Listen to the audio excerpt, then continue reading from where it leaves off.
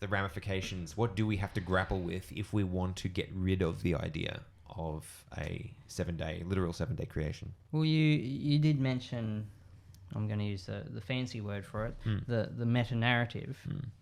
The meta-narrative is one of those words that you may not find in the dictionary, but you'll find the prefix, meta, and it's the meaning for it is along with, or beyond, or after.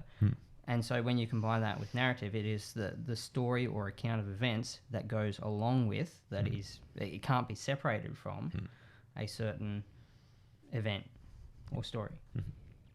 And so if you believe in, let's say, creation, there are certain things that go along with that story. If you try and discount creation, then that has ramifications throughout the rest of that meta-narrative. Now, we believe that the Bible is true, and you can see that throughout Scripture there is references back to creation, and then there is also other ramifications that would flow on if you were to discount the creation story. And then on the other hand, what's the meta-narrative for the evolution / deep time? Well, you've got, reducing the getting rid of the deity of God. There's blind chance and survival of the fittest. Lack of meaning. There's lack of meaning. These are things that go along with the two theories. Can they mix? Not meaningfully so. I think for me, if you want to, let me rephrase that. For people that desire to hold on to a faith in God and at the same time hold on to a belief in an old earth, and I would say the single most compelling reason for me that that's not possible is the fact that you would have to affirm that sin came after death. That for me, that's the central pillar. If you have sin appearing after death, then sin did not cause death, and then Jesus' death on the cross is not sufficient for us to be saved from anything. So it totally upends Christianity wholesale if that's true. For me, that would be why I would say you can't do it intelligently. But the wording of the question that we started this with is a literal 7-day creation a salvation issue? Yeah, that's interesting. I think that's where it kind of like boils down to like the meta narrative, like you're saying there, Nato, in that the 7 days itself isn't going to save you if you affirm creation or not. But like you're saying, like it impacts the flow-on effect, particularly because it's right at the beginning. The flow-on effect just dominoes the whole rest of Scripture. Like you've got God saying, "Worship me because I'm the creator of heaven and earth." Well, hold on a red hot second. You started something, but you kind of just hit pause and walked away and came back, and you're like, "Oh, well, that escalated quickly," or not so quickly. That escalated slowly. That escalated slowly. So like it just basically wipes out the whole what God says of himself, which makes God a liar. That's the most obvious thing for me, at least. He discredited himself in a way. Well, literally, like the Bible's discrediting itself at that point. And then you have even, Jesus said things that indicated that he believed in what Moses wrote as an accurate historical account. And so then you've got Jesus believing something that is completely incorrect. Which... Are you okay there, Matt? You're trying to destroy technology. Knocking his iPad. It's like, I don't know if I'm just too close. Should I move just a little tiny bit? It's not going to... No, do that. Yeah, bring it over here and I'll start. I'll start knocking it over.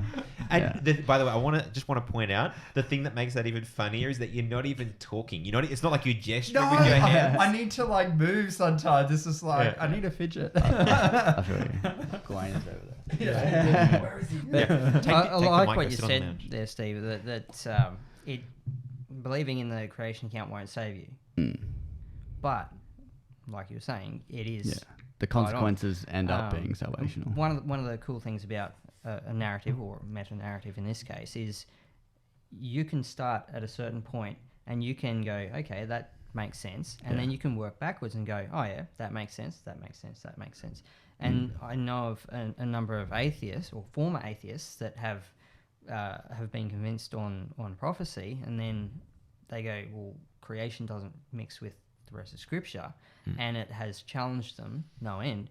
But then they started working on things, and God gave them that understanding, and they now believe the 7-day creation. Yeah. Because not because they started at the beginning, but they started in the middle, and God showed them. Yeah, it needs to through be a internally process consistent. going backwards, and Yeah. then this is a consistency all the way through. Yeah. Yeah, I was chatting to a friend of mine who was Catholic, and we got onto this topic, and he said to me, he said, I completely believe in God. At that point he was really committed, and he said, but I also believe in science, and therefore I think evolution is the best answer. And he had himself in a theological position where he had to interpret Genesis as being allegory. And that is him trying to be internally consistent, right? Like if he's going to affirm both, then you have to, something has to break there. And so I think that's one of the ramifications that makes it dangerous. So to answer the question of, is it possible to reject a literal 7-day creation and be saved? Well, I think the answer to that is yes, because I think there's a lot of people who believe that, who are absolutely going to be in heaven. A lot of people who believe that I know personally, that love Jesus in a way that is beautiful. And so I think those people will be saved. The next question that I think makes sense, though, is it then possible to accept it and be lost? Like, if you accept a literal 7-day creation, can you then be lost? Yes, For sure. Of course you can. And that kind of highlights the stupidity of the statement, right? The fact that if it doesn't work both ways, it doesn't work. So then the next question, I think the next logical question in that order then becomes, well, can rejecting it lead you towards being lost? Can it make that leap in your life? And I think the answer to that is, for some people in some cases, yes. Because if we believe something that's wrong, that leads us closer to a picture of God that is either more accurate or less accurate. And if we embrace a picture of God that is wrong, then that's going to lead us to a place where we are outside of the bounds of salvation.